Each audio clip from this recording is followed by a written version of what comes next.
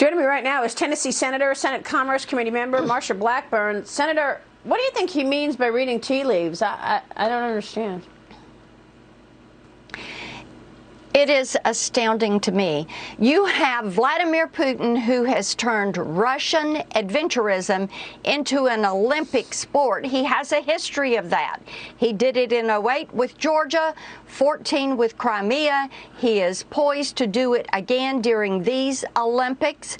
And then you have Joe Biden, who is out eating ice cream and doesn't seem to know what is going on and doesn't care, and a spokesperson over at the State Department who's saying, well, I don't see what Afghanistan has to do with emboldening Russia.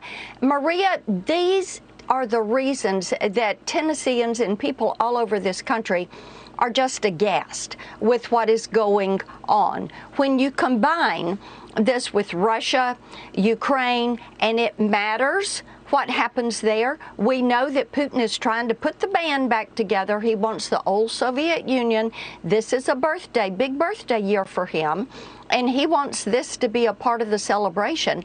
And we have the United States, who is not solid in our response. It's why I wrote the president back in November and said, you need to begin sales of lethal assistance to Ukraine so they can defend themselves. You need to impose sanctions, both the economic sanctions on the country, on Putin, on the oligarchs, and be firm in this and do it before an action takes place, because he moves when the world's attention is elsewhere, like the Olympics, with his history, and the Olympics are coming.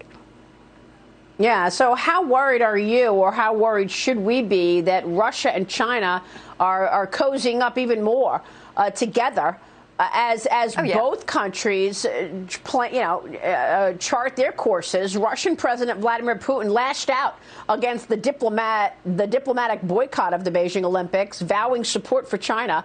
He actually called it the politicization of sport. 10 countries, led by the United States, announced a diplomatic boycott of the Olympics. Not sure really what that does, but as a result of that, it's only bringing Russia and China further together. You're correct about that. And bear in mind, Xi and Putin are scheduled to meet during the Olympics.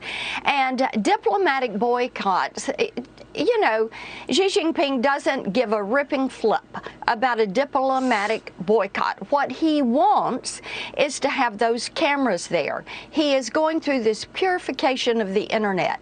He is imposing extreme censorship on the athletes, on the Chinese people, so that he can tailor the message that, look at China, we're launching our digital yuan. We are the most progressive country. We're participating in our Belt and Road Initiative. We're building great power competition. They want to come out as number one from this. We ought not to be there. We should be doing the USA Freedom Games and having our athletes competing here, and not have our corporate sponsorships and our TV cameras there, letting them tell their version of the story. Well, what's your take on now China saying that it's pledging a, quote, purification of the internet? Can you imagine, Senator, China wants all the internet to only say positive things about China ahead of the Beijing Winter Olympics and the Lunar New Year. The CCP planning to manage home pages of media sites and news pages to make sure that they present only, quote, positive information. Purification of the internet, they're calling it, Senator. Right. And our media outlets ought not to be there.